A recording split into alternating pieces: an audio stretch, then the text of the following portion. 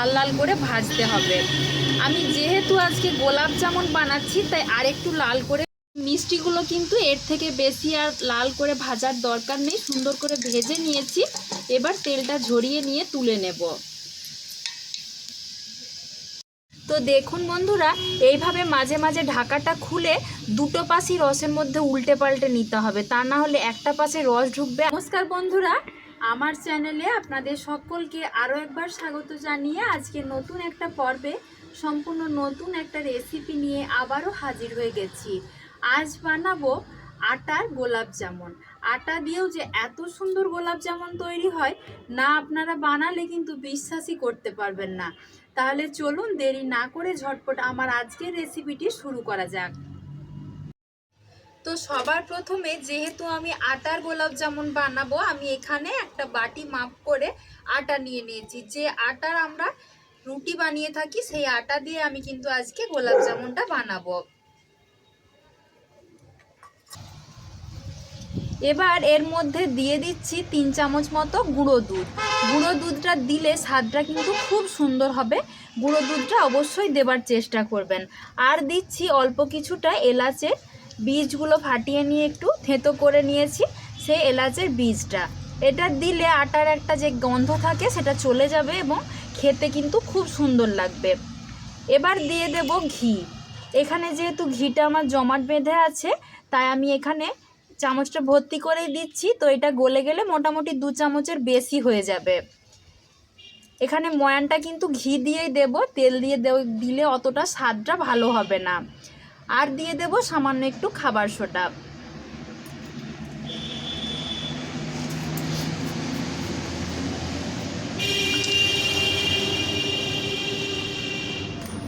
খাবার সোডা কিন্তু খুব সামান্য পরিমাণে দিতে হবে, আশা করছি দেখে বুঝতে পারছেন। একদম হাতের 1 চিমটে মতো খাবার সোডা দিয়েছি।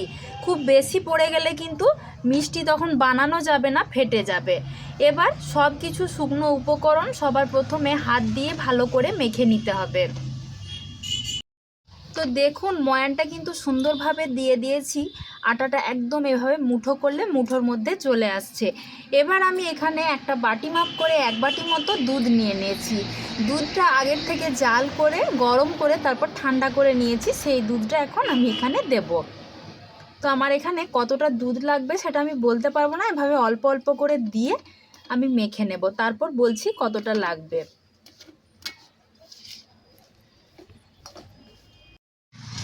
তো দেখুন আমি কিন্তু আটাটা সুন্দরভাবে মেখে নিয়েছি, আশা করছি দেখে বুঝতে পারছেন। খুব বেশি নরম করেও মাখিনি, আবার খুব বেশি শক্ত করেও মাখিনি।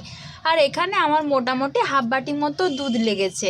কোনো মাপের ব্যাপার নেই, আটাটা মাখলে আপনারা বুঝতে পারবেন। এরকম শক্ত বা খুব বেশি নরম না করে যতটা দুধ লাগবে ততটা দিলেই হবে। এবার আমি আটাটা কিছুক্ষণের জন্য ঢাকা দিয়ে রেখে দেব।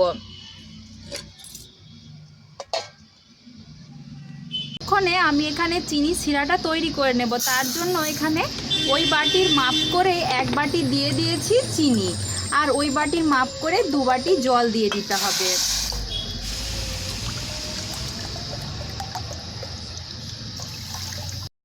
চিনি আর জল কিন্তু ভালোভাবে মিশে গেছে, এর মধ্যে অল্প কিছুটা এলাচের গুঁড়ো দিয়ে দিচ্ছি।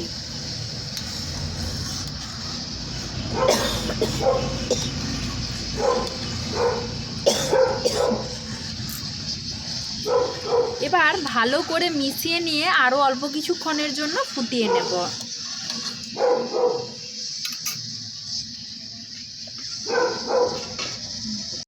তো দেখুন রসটা কিন্তু ভালোভাবে তৈরি হয়ে গেছে। এখানে কিন্তু খুব বেশি চটচটে রসের প্রয়োজন হয় না। এবার আমি গ্যাসের ফ্লেমটা বন্ধ করে দিয়েছি, তারপর শিরাটা এখানে নামিয়ে একটা ঢাকা দিয়ে দেব যাতে গরম থাকে। এবার অন্যদিকে যে আটাটা ঢাকা দিয়ে রেখেছিলাম সেটা খুলে আরেকবার ভালো করে মেখে নেব।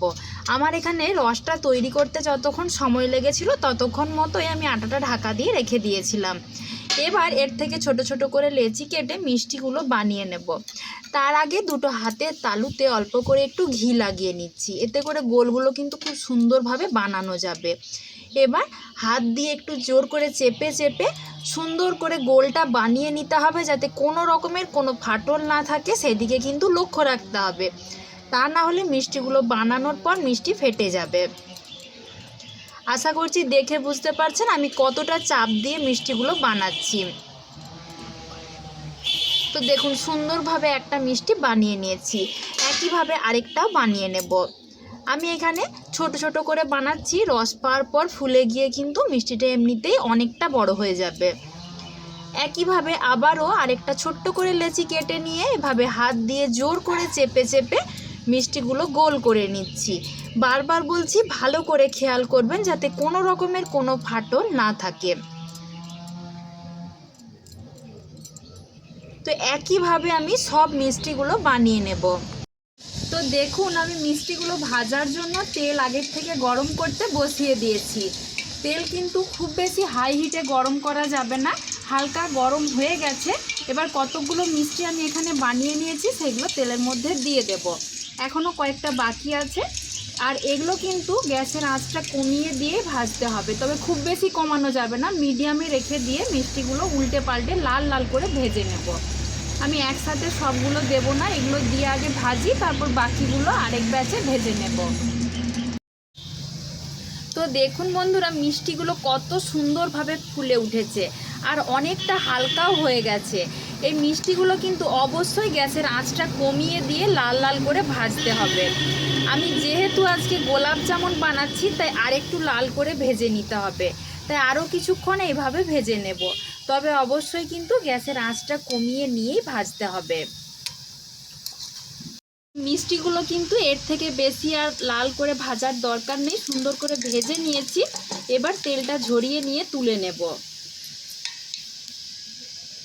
এবার সরাসরি দিয়ে দেব গরম রসের মধ্যে। দেখুন মিষ্টিগুলো কত সুন্দরভাবে ভেসে আছে। আবারও ঢাকা দিয়ে রেখে দিতে হবে বেশ কিছুক্ষণ। এবার সেকেন্ড ব্যাচের মিষ্টিগুলো আমি দিয়ে দেব।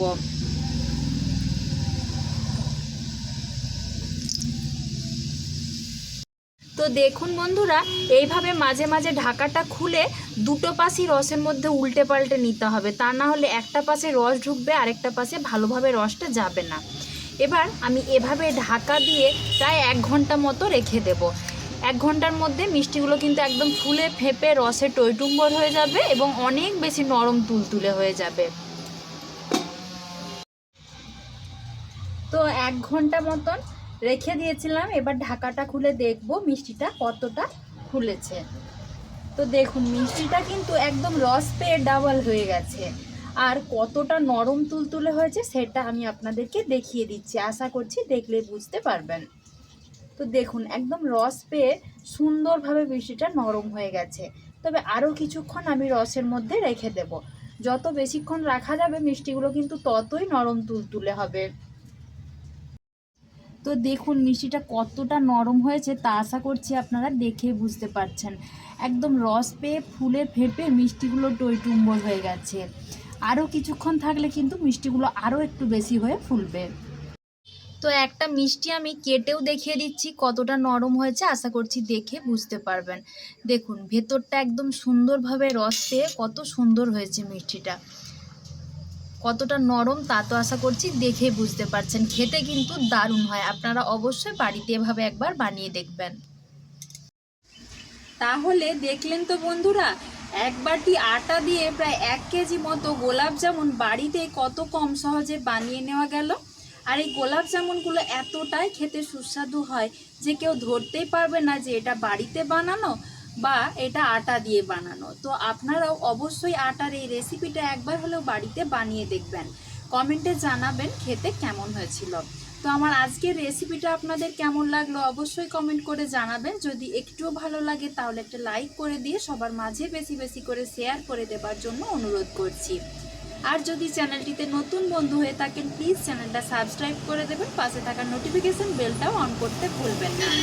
তো আজকের মতো এই পর্যন্ত, খুব তাড়াতাড়ি আবারও হাজির হয়ে যাব নতুন কোনো একটা রেসিপি নিয়ে। সবাই ভালো থাকবেন, সুস্থ থাকবেন, দেখা হচ্ছে পরের ভিডিওতে। ধন্যবাদ।